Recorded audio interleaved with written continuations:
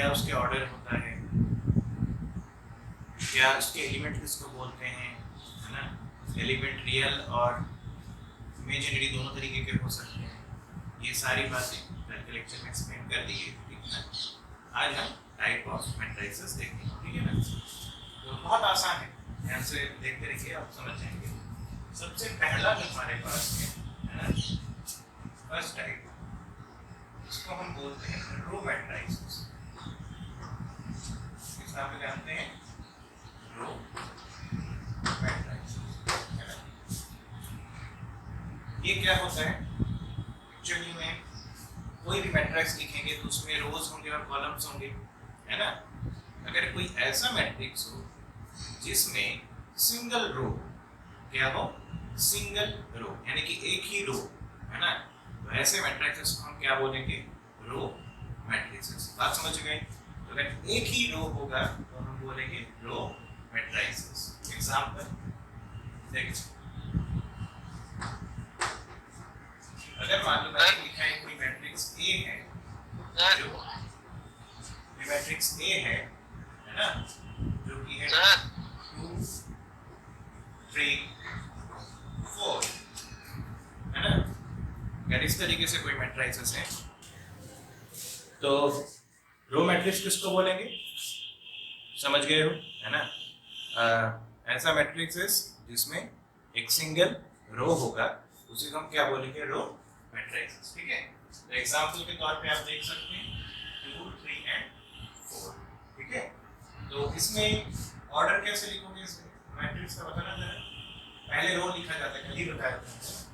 तो रो तो एक ही है, तो दिख ही रहा है, और कॉलम कितने दिख रहे हैं, 1 2 3, 1 2 3, समझ गए, है ना।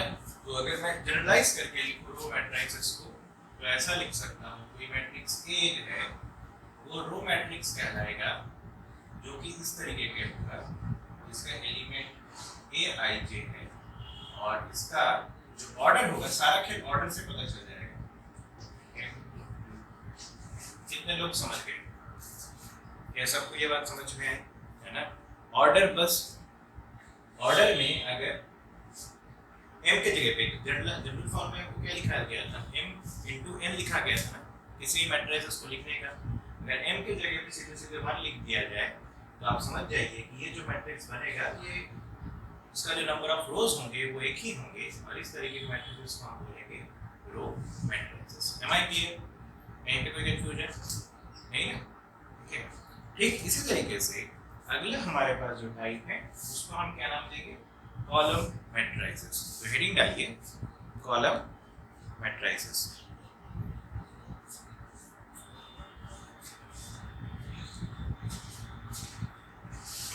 देखिए, जब हम कॉलम मैट्रिसेस की बात करेंगे सेकंड टाइप की,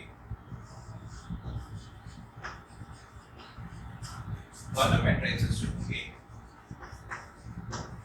ये आप खुद ही समझ गए हैं। इसमें क्या होगा, सिंगल कॉलम होंगे, क्या होगा, सिंगल कॉलम, यानी कि एक ही कॉलम होगा, है ना। तो अगर मैं एग्जांपल लिखूं, मैं इस साइड में लिख रहा हूं, तो आपको ऐसा दिखेगा, कोई मैट्रिक्स B है जो कि कॉलम मैट्रिक्स तभी कहलाएगा जब इसके पास कितने कॉलम होंगे, सिंपली एक, है ना। तो मान लो 2 4 3, तो इसका रो हो गया 3, कॉलम हो गया 1, तो ऑर्डर हो गया 3 into 1। Am I clear? तो ऑर्डर हो गया 3 into 1। तो जनरल फॉर्म में अगर आपको लिखना है किसको, कॉलम मैट्रिक्स को, तो कोई भी कॉलम मैट्रिक्स तभी होगा जब कोई मैट्रिक्स A जो इस फॉर्म में हो, A I J, है, और यहाँ पे कुछ भी हो M रोज, बट कॉलम कितना होना चाहिए, 1। Am I clear? ठीक है। तो ये हो गया हमारा कॉलम मैट्रिसेस। किसी को कोई दिक्कत यहाँ तक नहीं है, बहुत बढ़िया। तो ये हो चुका है हमारा कॉलम मैट्रिसेस। नोट कर लीजिए।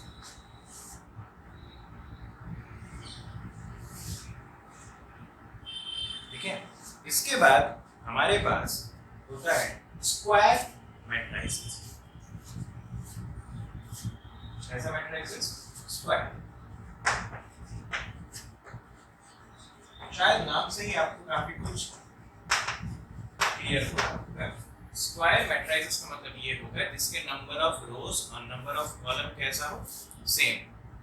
मतलब ऑर्डर जो होगा वो 2 into 2 होगा या 3 into 3 होगा, कुल मिला के n into n होगा। नंबर ऑफ रोज और नंबर ऑफ कॉलम अगर बराबर होंगे तो, है ना। यानी कि एग्जांपल लिख देता हूँ काफी ज्यादा आसान है। जैसे मैंने एक लिखा 2 3 4 5, तो मैट्रिक्स A है जो कि इस तरीके का है। तो इसका ऑर्डर क्या लिखिएगा, सही लिखा हूँ 2 into 2, तो ये किस तरीके का मैट्रिक्स हो गया, स्क्वायर मैट्रिक्स। ठीक है, 2 into 2 हो सकता है, 3 into 3 हो सकता है, कोई दूसरा मैं लिख रहा हूँ B मान लो, क्योंकि मैंने लिख दिया 1 2 3 4 5 6 then 7 8। ठीक है, ये मैट्रिक्स बनते हैं 3 into 3 ऑर्डर। सबको समझ में आया, क्लियर है ना। तो ये हो गया आपके लिए स्क्वायर मैट्रिसेस। ठीक है, इसके बाद अगला स्क्वायर मैट्रिसेस को अलग अलग तरीके से हम डील करते हैं, जिसमें आता है डायगोनल मैट्रिसेस, है ना। तो अगला आप हेडिंग लिखिए डायगोनल मैट्रिसेस। डायगोनल मैट्रिसेस, अब डायगोनल मैट्रिसेस क्या होता है देखिए। डायगोनल मैट्रिसेस होने के लिए सबसे पहले तो आपका ये होना जरूरी है कि स्क्वायर मैट्रिक्स होना कंपलसरी है। ठीक है ना, पहली बात तो स्क्वायर मैट्रिक्स होगा, यानी कि नंबर ऑफ रोज और नंबर ऑफ कॉलम के होंगे बराबर होंगे। और इसके बाद किस चीज की जरूरत है, इसके बाद रिक्वायरमेंट है आपके कि जो डायगोनल वाले एलिमेंट होगा उसमें तो नंबर होंगे कोई ना कोई, लेकिन डायगोनल के अलावा जितने भी उसके एलिमेंट्स हैं वो सबके सब जीरो होना जरूरी है। समझ रहे हो, जितने भी नॉन डायगोनल एलिमेंट होंगे वो क्या होंगे, जीरो होंगे। ठीक है, ध्यान से देखिएगा, मैं एग्जांपल लिख रहा हूँ, आपको तुरंत क्लियर हो जाएगा। इस तरीके का सिचुएशन है, कोई मैट्रिक्स A है, एक 3/3 का मैट्रिक्स मैं लेने की कोशिश कर रहा हूँ, है ना, 3/3 का। तो 3/3 में आप जब लेंगे तो आप देखिए 1 0 0 0 2 0 0 0 3। तो बारीकी से देखिए, ये जो हमने 3/3 का मैट्रिक्स लिखा है, ये रहा इसका डायगोनल वाला एलिमेंट्स, है ना। ये डायगोनल एलिमेंट्स है, इनको छोड़ के देखिए सभी एलिमेंट्स क्या है, जीरो। ठीक है ना, तो इसको जनरल फॉर्म में कैसे लिख सकते हैं, थोड़ा दिमाग चला आप समझ जाओगे कि अगर कोई मैट्रिक्स है A जो कि एक डायगोनल मैट्रिक्स है, तो हम उसको AIJ, है ना, ऑर्डर क्या होगा आप जानते हैं, दोनों सेम होगा, है ना, n into n। इतने लोग समझ गए, ये एक तरह से स्क्वायर मैट्रिक्स होने का सबूत हो गया। यानी m into n की जगह पे n into n लिख दिया कि नंबर ऑफ रोज और नंबर ऑफ कॉलम दोनों क्या हो गए, बराबर। कितने लोग एग्री करते हैं, ठीक है ना, यहाँ तक तो समझ में आ गया। अब डायगोनल होने के लिए क्या जरूरी होगा, ये जरूरी होगा ये जो AIJ है, ये AIJ जो होगा वो क्या होगा, जीरो होगा। कब, for I not equal to J। क्या मेरी बात समझ पाए? देखो जो डायगोनल्स होते हैं उसमें I और J देखो दोनों सेम होते हैं, मतलब समझ रहे, ये कौन सा एलिमेंट है, ये वाला देखा जरा, ये A11 है, तो I और J बराबर, ये कौन सा है बताओ, A2, ये कौन सा है, A3। कितने लोग समझ गए? तो जब I और J बराबर होगा तब तो नॉन जीरो होंगे, लेकिन जब भी I और J, इसका ये एलिमेंट कौन सा है, A21, ये एलिमेंट A21 है, तो I और J दोनों कैसे हैं, अलग अलग हैं। ऐसे सूरत में क्या वैल्यू होनी चाहिए, जीरो होनी चाहिए। तो ऐसे कंडीशन में हम इसको क्या पढ़ा करेंगे, diagonal matrices. Am I clear, सबको समझ में आया, ठीक है ना, क्लियर है, याद रखोगे, इसको नोट कर लीजिए। मैं इधर का भी कर रहा हूँ, है ना, तो रो कॉलम को क्लियर हो चुका है। अगला हमारे पास है अगला कैटेगरी का, जिसको हम बोलते हैं स्केलर मैट्रिक्स। क्या बोलते हैं? Scalar matrix. ठीक है, तो हेडिंग डालिए scalar matrix.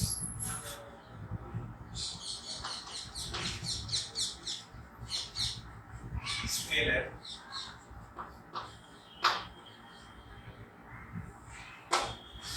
Scalar matrix. Scalar matrix का मतलब ये होगा, सबसे पहले तो आपको स्क्वायर मैट्रिक्स होना कंपलसरी है ना? तो स्क्वायर मैट्रिक्स तो होगा, साथ ही साथ वो डायगोनल मैट्रिक्स भी होना चाहिए। मतलब समझ गए होंगे कि डायगोनल के अलावा सभी एलिमेंट क्या होगा? जीरो। तो मैं स्क्वायर ना करके सीधे अगर मैं बोलूं डायगोनल मैट्रिक्स का वैरायटी है तो चलेगा, क्योंकि डायगोनल मैट्रिक्स होने के लिए स्क्वायर मैट्रिक्स होना ही पड़ेगा, तभी डायगोनल मैट्रिक्स का नाम लिया जा सकता है। ठीक है ना? क्लियर? लेकिन शर्त ये है, पिछले वाले केस में देखो डायगोनल मैट्रिक्स में डायगोनल के एलिमेंट कुछ भी हो सकता था रैंडम। स्केलर मैट्रिक्स होने के लिए ये जो डायगोनल एलिमेंट है ये सभी के सभी एलिमेंट सेम होने चाहिए। समझ रहे हो? सभी एलिमेंट्स क्या होना चाहिए? सेम होना चाहिए।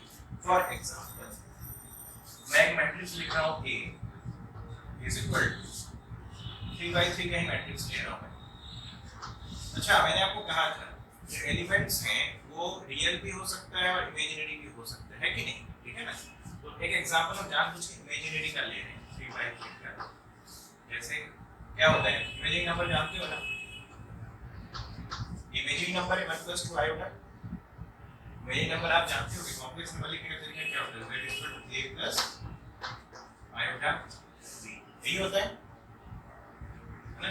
ठीक है, ये वाला एलिमेंट 0 होगा, ये 0 होगा, ये 0 होगा, ये डायगोनल एलिमेंट तो होगा, लेकिन एग्जैक्टली क्या होगा? सेम होगा 0 0। तो ये कैसा मैट्रिसेस कहलाएगा?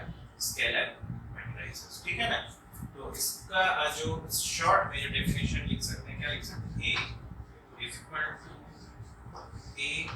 Aij, है ना? ऑर्डर कितना होगा? समझ गए?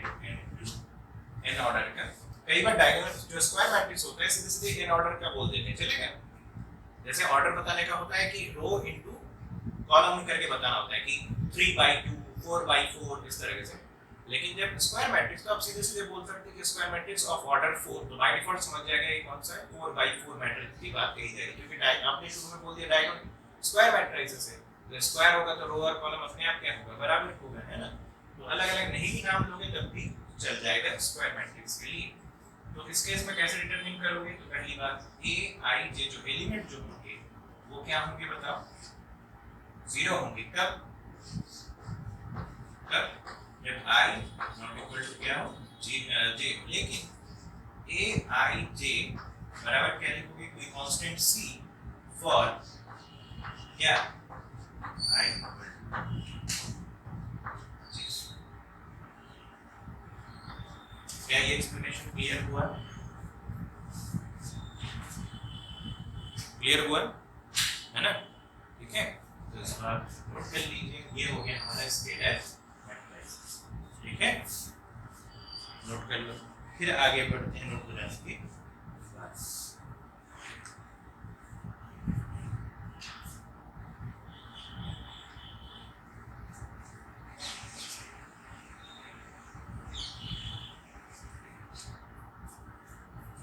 इसको मिटा दे।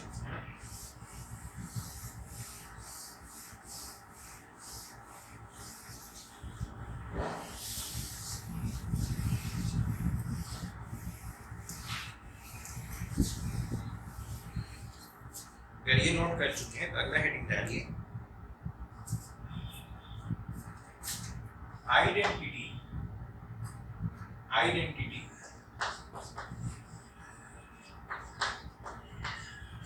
और यूनिट मैट्रिसेस। आइडेंटिटी और यूनिट मैट्रिसेस।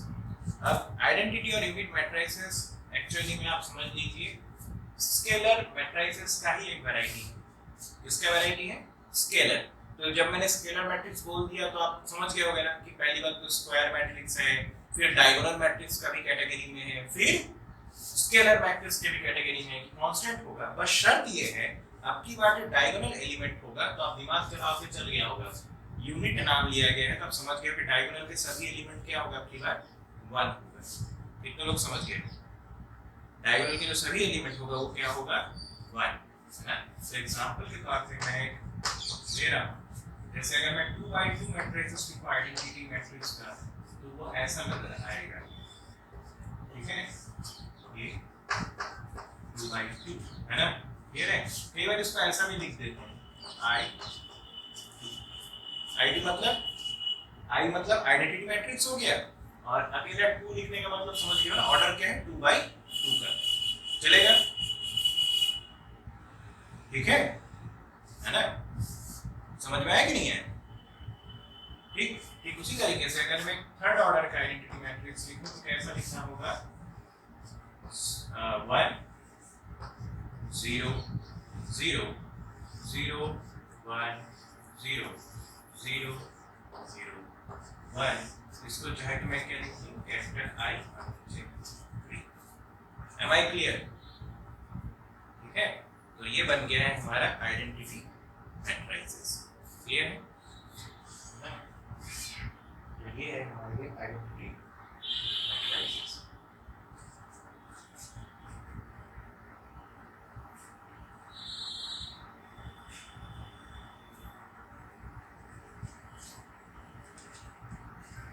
यहाँ तक हो गया सबसे, है ना। अगला देखिए 7 टाइप का, इसको हम बोलते हैं नल मैट्रिसेस। नल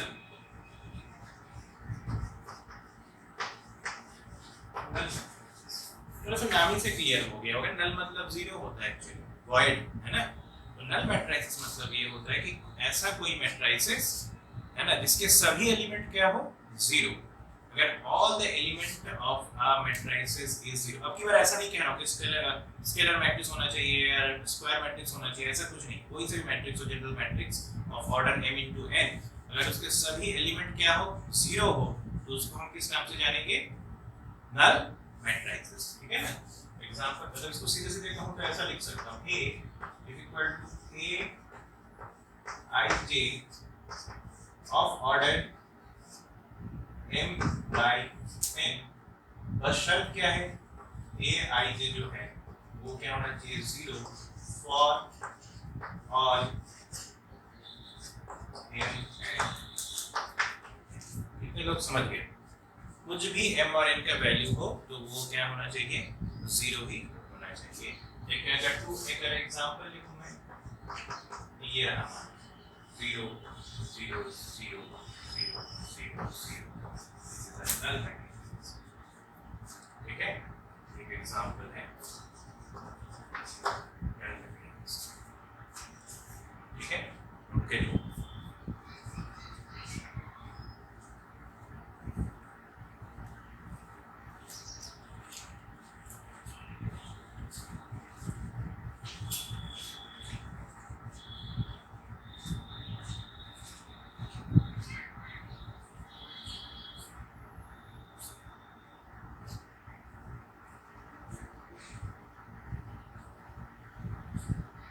लिख लिया,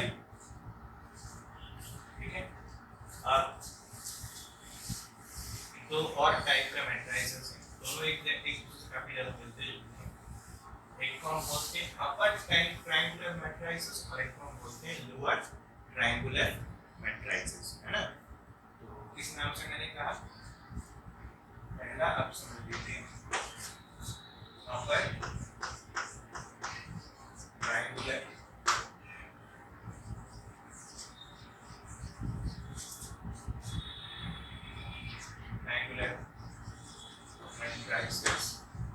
अपर ट्रायंगुलर मैट्रिसेस का मतलब ये हुआ कि पहली बात तो स्क्वायर मैट्रिक्स होना जरूरी है फिर से, है ना, और उसके जो ऊपर वाले ट्रायंगल बनता हुआ दिखाई देगा, डायगोनल को कंसीडर करके ध्यान से देखना। मैं 3 by 3 का एग्जांपल ले रहा हूं, है ना। एग्जांपल में तो ज्यादा अपर ट्रायंगुलर है ना, तो जैसे ये मान लो 1 2 3 4 5 6, लेकिन इसके अतिरिक्त सभी एलिमेंट क्या होगा, 0 होगा। कितने लोग समझ पाए?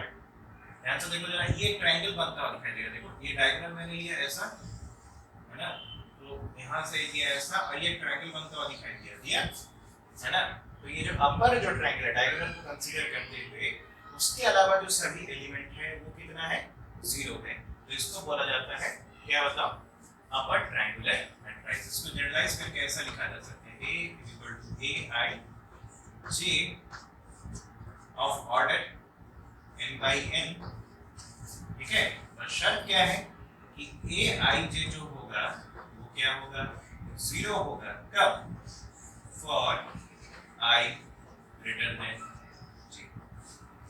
कितने लोग समझ गए हो? I अगर j से बड़ा है तो एलिमेंट क्या होगा, 0। जैसे देखो इसका ये एलिमेंट कौन सा है, देखो ये A1 2 1 है ना, सेकंड रो फर्स्ट कॉलम। तो I j से बड़ा हुआ है कि नहीं, I j से बड़ा हुआ, 2 1 से बड़ा हुआ। ये वाला एलिमेंट कौन है, A3 1, है ना। ये कौन सा एलिमेंट हुआ, A3 2। तो ये सारे एलिमेंट क्या होंगे, 0 होंगे। इसके अलावा जो है वो ट्रायंगल बना रहे हैं नॉन जीरो वाले, ठीक है।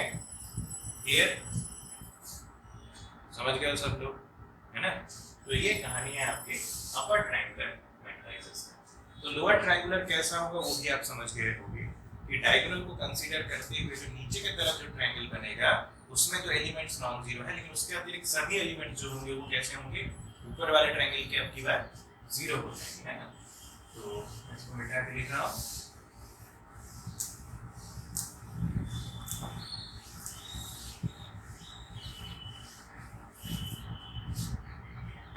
हमारे पास है लोअर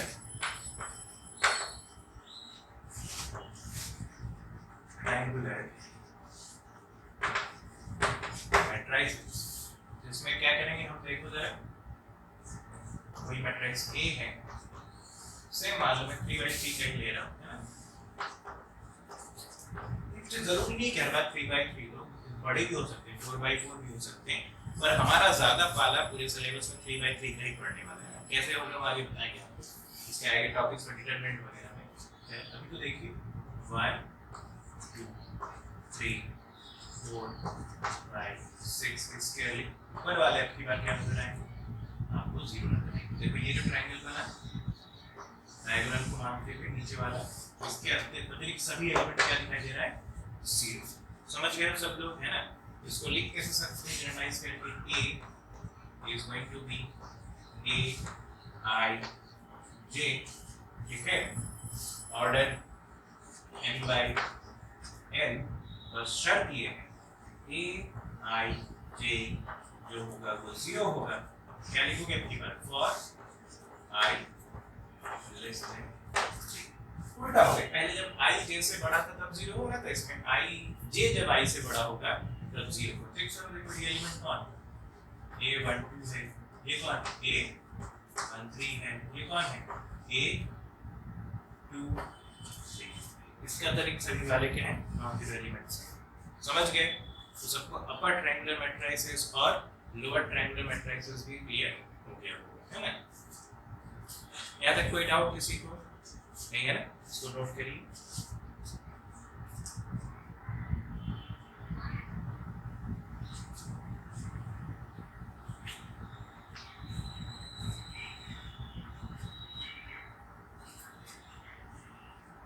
हो गया, लिख लिए, है ना।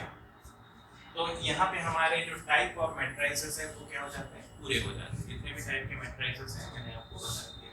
तो उसमें फिर से एक बार होता है तो मैं जल्दी जल्दी रिवाइज करवा देता हूँ। पहले तो आप मैंने रो मैट्रिसेस समझाया, सबके दिमाग में आ गया, जिसके रो क्या हो, एक ही हो। उसके बाद मैंने कॉलम मैट्रिसेस बताया, जिसमें कॉलम क्या हो, एक ही हो, रो कितना भी होगा चलेगा। इसके बाद मैंने आपको स्क्वायर मैट्रिसेस बताया, जिसमें जो ऑर्डर होगा वो n into n होगा, m और n दोनों सेम होंगे, है ना, ठीक है। नंबर ऑफ रोज और नंबर ऑफ कॉलम दोनों एग्जैक्टली एक दूसरे के बराबर होंगे, ठीक है। इसके अतिरिक्त उसके बाद मैंने बताया आपको डायगोनल मैट्रिक्स। तो मैंने बताया कि डायगोनल एलिमेंट्स को छोड़ दीजिए, बाकी सभी एलिमेंट्स आपको 0 नजर आएगा।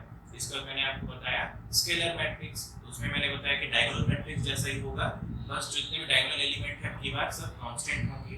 उसके बाद मैंने आपको बताया अपर ट्रायंगुलर, लोअर ट्रायंगुलर, ये सब क्लियर हो गया। अपर ट्रायंगुलर में अपर ट्रायंगल को छोड़ के नीचे वाले जीरो हैं, लोअर ट्रायंगुलर में नीचे वाले ट्रायंगल को छोड़ के ऊपर वाले जीरो। इसके अतिरिक्त आपको पता है नल मैट्रिसेस, जिसमें ऐसा मैट्रिक्स है जिसके सभी एलिमेंट क्या हो जीरो।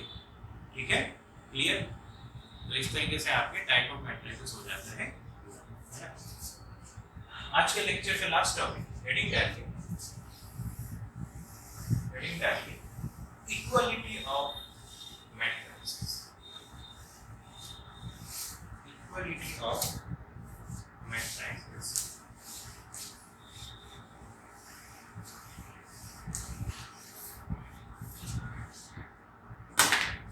Equality of matrices.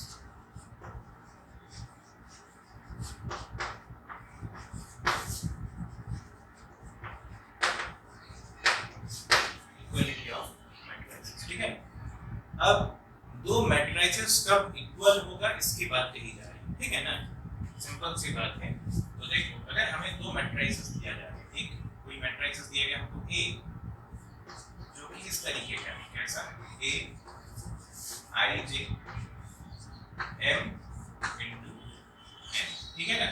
और दूसरा मैट्रिसेस दिया गया B जो कि कुछ इस तरीके से है B I J बराबर मान लो कुछ P क्रॉस Q दिया गया, ठीक है ना, क्लियर है। तो कह रहा है ये दोनों मैट्रिसेस एक दूसरे के बराबर है कि A बराबर क्या है B। ऐसा तभी होगा जब पहली बात दोनों मैट्रिसेस के ऑर्डर क्या होनी पड़ेगी, सेम। समझ रहे हो, यानी कि और दोनों के रोज एक दूसरे के बराबर, दोनों के कॉलम्स भी एक दूसरे के बराबर, ठीक है, क्लियर। यानी कि अगर आप इसकी बात करें तो कंपेयर करके बताओ क्या होगा, m बराबर p होना पड़ेगा, रोज बराबर होनी पड़ेगी, प्लस n बराबर q होना पड़ेगा, नंबर ऑफ रोज भी दोनों मैट्रिसेस के सेम होना पड़ेगा। और इसके अतिरिक्त इंडिविजुअल सभी करेस्पॉन्डिंग जो एलिमेंट्स है दोनों मैट्रिसेस का वो एक दूसरे के क्या होना पड़ेगा, बराबर होना पड़ेगा। समझ रहे हो मैं कहना क्या चाह रहा हूँ, यानी कि a I j बराबर क्या होना पड़ेगा B I J for all I and J। समझ गए सब लोग, ठीक है, क्लियर। एक एग्जांपल लेके चलते हैं तो आपको तुरंत समझ में आ जाएगा। जैसे आपको दिया गया एक मैट्रिक्स है कि मान लो 2 1 3 4 और एक दूसरा मैट्रिक्स दिया गया है, कह रहा है ये दोनों आपस में बराबर है, x plus y x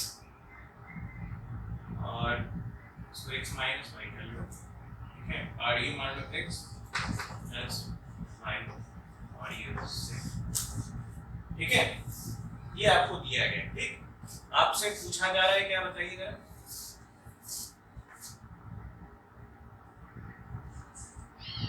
x y z की वैल्यू पूछी जा रही है ना। आप इसको थोड़ा सा चेंज कर दो, आपके लिए हो गया इसको y, ठीक है, क्लियर। तो आपको बताया गया कि x y z पता करके बताओ, तो ठीक है। पहली बात तो देखो दोनों मैट्रिसेस के ऑर्डर सेम है कि नहीं है, ये 2/2 का है तो ये भी 2/2 का है, तो हम कंपेयर कर सकते हैं। अब कह रहा है दोनों एक दूसरे के बराबर है, यानी करेस्पॉन्डिंग एलिमेंट एक दूसरे के क्या होना पड़ेगा, एग्जैक्टली सेम। समझ गए हो, यानी कि हमें पता क्या चल देखो y और z तो डायरेक्ट दिख रहा होगा, y बराबर हो गया 1 और z बराबर कितना हो गया बताओ 4। यहाँ तक क्लियर है। और यहाँ पे x minus y equal to दिया है 2, y हमने निकाल लिया देखो 1, तो x माइनस 1 बराबर क्या लिखोगे आप 2 लिखोगे, तो आप क्या लिखिएगा बताइए, x इक्वल टू कितना आ जाएगा 2 प्लस 1 यानी 3, ठीक है ना। इसको थोड़ा चेंज कर लेते हैं तो गलत आंसर जाएगा, हाँ ये रहा, ठीक। और उसी तरीके से आप देखो सब जस्टिफाइड हो गए, ठीक है, यहाँ देखो 3 प्लस 1 कितना आएगा, सही है सब कुछ, क्लियर है, सबको समझ में आया।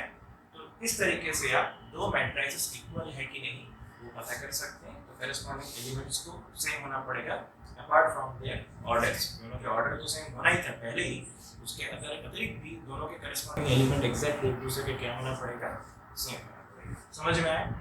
क्लियर है?